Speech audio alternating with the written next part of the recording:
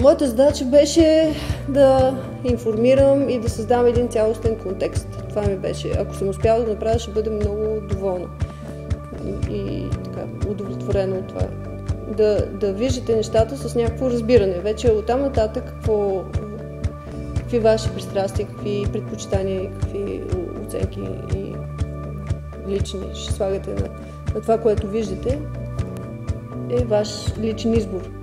Моята задача беше да ви очертая една цялостна картина, до някъде поне сме успяли.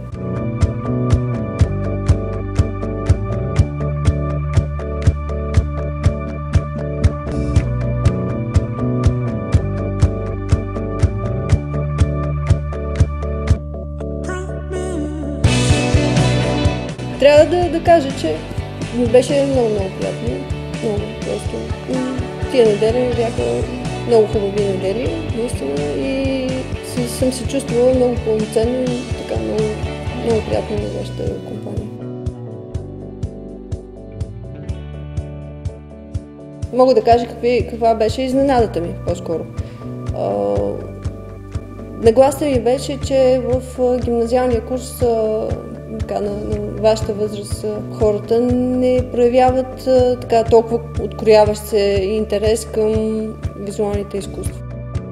За мен беше голяма изненада това, че по-голямата част, каква по-голямата част, общо взето всички сте от езиковите гимназии, математическата, от търговската гимназия, т.е. хора, които не са свързани пряко в гимназиалния курс с визуални изкуства.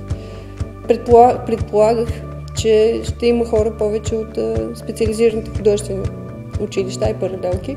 Да се оказа, че хората, които се занимават с език, по-масово се интересуват от едно по-широко обогатяване на културата си, което за мен е великолепно.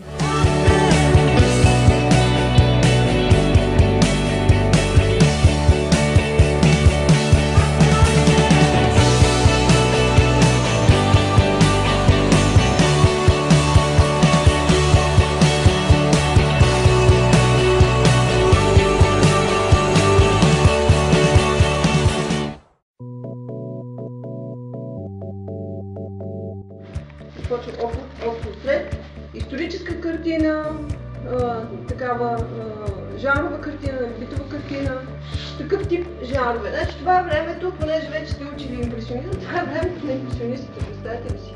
Ние започваме от нулата, от един всъщност академичните художници решават български, заимстват не новите.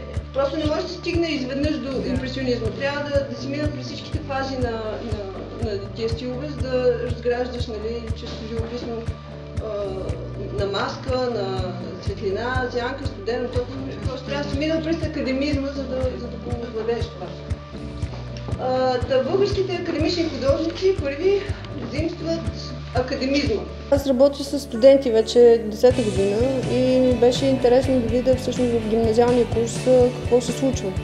Всъщност до каква степен мога да бъда полезна в една такава конфигурация с друг тип възрастова група. И беше много приятно.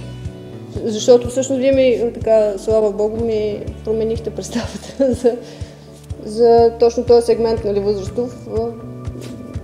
Особено когато става дума за някакво професионално образование, нещо по-конкретно, както примерно визуални изкуства на 20 век, съвсем конкретен курс на обучение по нещо, всъщност се оказа, че има много смисъл, има много желание да се обогатяват хората на вашата възраст.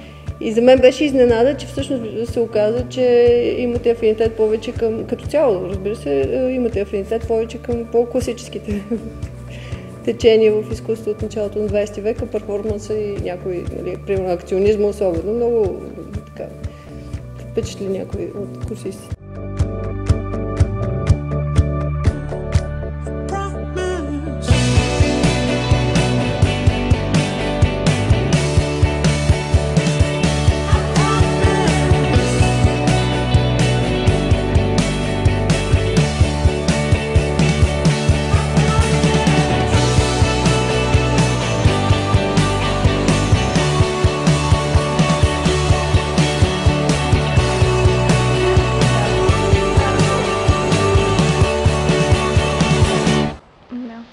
някакви последни думи, пожелания? Няма и къде ще ходим.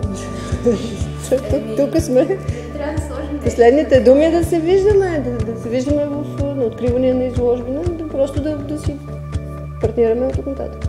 Аз се опитвам да пием кафе, ако щете, нали, въобще нещо да си говорим по-неформално и да имаме комуникация за сега и натам. Не дейте, че много такова финално стана.